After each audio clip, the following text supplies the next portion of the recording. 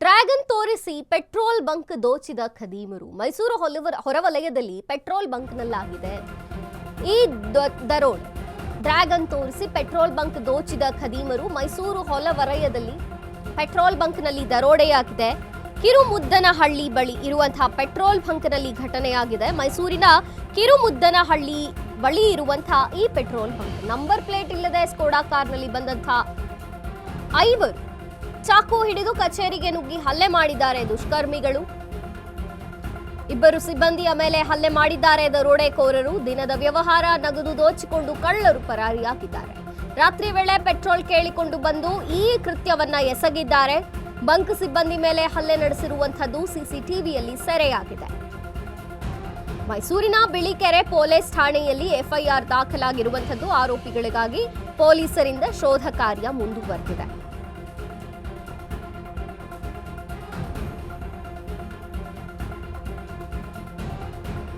Petrol ಬಂಕ್ನಲ್ಲಿ ಆದಂತಹ ಘಟನೆ ಇದು. ಮೈಸೂರು ಸಮೀಪದ ಕಿರುಮುದ್ದನಹಳ್ಳಿ ಬಳಿ ಇರುವಂತಹ ಪೆಟ್ರೋಲ್ ಬಂಕ್ನಲ್ಲಿ ನಂಬರ್ ಪ್ಲೇಟ್ ಇಲ್ಲದಂತಹ ಸ್ಕೋಡಾ ಕಾರ್ನಲ್ಲಿ ಬಂದ್ರು 5ರಿಂದ ಕೃತ್ಯವಾಗಿದೆ.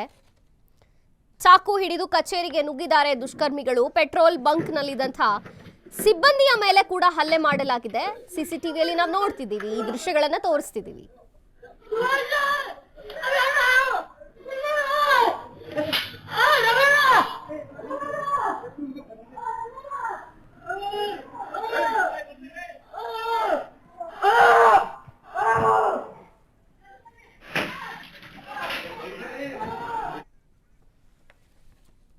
ಈ ಬಗ್ಗೆ ಹೆಚ್ಚಿನ ಮಾಹಿತಿಯನ್ನು ಕೊಡ್ತಾರೆ ಪ್ರತಿನಿಧಿ ಸಂದೀಪ್.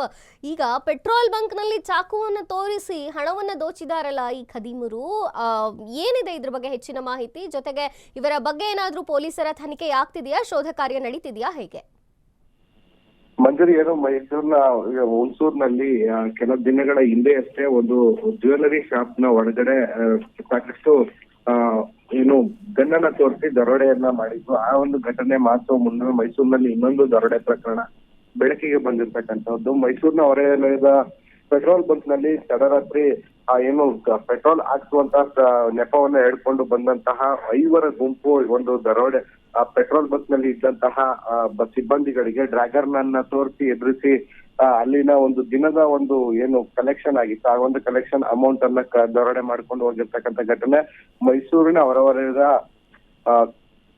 ಕರಿಮುದ್ದನಹಳ್ಳಿ ಅನ್ನುವಂತ ಒಂದು ಗ್ರಾಮದಲ್ಲಿ ನಡೆದಿರ್ತಕ್ಕಂತಹದ್ದು. ತಡರಾತ್ರಿ ಏಕಾಏಕಿ ಬಂದಂತಹ ಒಂದು ಸ್ಕೋಡಾ ಕಾರ್ ನಂಬರ್ ಪ್ಲೇಟ್ ಇಲ್ಲದೆ ಇರುವಂತಹ ಸ್ಕೋಡಾ ಕಾರ್ ನಲ್ಲಿ ಬಂದಂತಹ 5 ದರೋಡೆಕೋರರು ಈ ಒಂದು ಕೃತ್ಯವನ್ನ ಮಾಡಿರ್ತಕ್ಕಂತಹದ್ದು.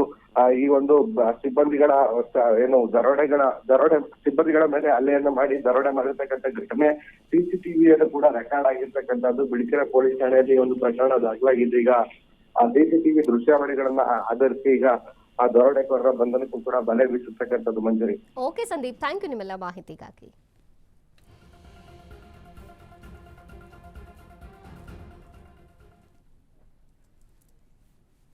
ಚಾಕು ಹಿಡಿದು ಬಂದಿದ್ದಾರೆ, ಹಲ್ಲೆ ಮಾಡಿದ್ದಾರೆ ದುಷ್ಕರ್ಮಿಗಳು. ಹಲ್ಲೆ ಮಾಡಿ ಇರುವಂತಹ ಹಣವನ್ನ ದೋಚಿ ಪರಾರಿಯಾಗಿರುವಂಥದ್ದು. ಈಗಾಗಲೇ ಪ್ರಕರಣವು ದಾಖಲಾಗಿದೆ. ಜೊತೆಗೆ ಪೊಲೀಸರು ಶೋಧ ಕಾರ್ಯವನ್ನ ನಡೆಸಿದ್ದಾರೆ. ದಿನದ ವ್ಯವಹಾರದ ನಗದು ಎಷ್ಟು ಸಿಕ್ಕಿರುತ್ತೋ ಅದನ್ನ ದೋಚ್ಕೊಂಡು ಹೋಗಕ್ಕೆ ಬಂದಿದ್ದಾರೆ. ಒಂದು ಸ್ಕೋಡಾ ಕಾರ್ನಲ್ಲಿ ನಂಬರ್ ಪ್ಲೇಟ್ ಇಲ್ಲದಂತಹ ಕಾರ್ನಲ್ಲಿ ಬಂದು ಈ ಕೃತ್ಯವನ್ನ ಎಸಗಿದ್ದಾರೆ ದುಷ್ಕರ್ಮಿಗಳು.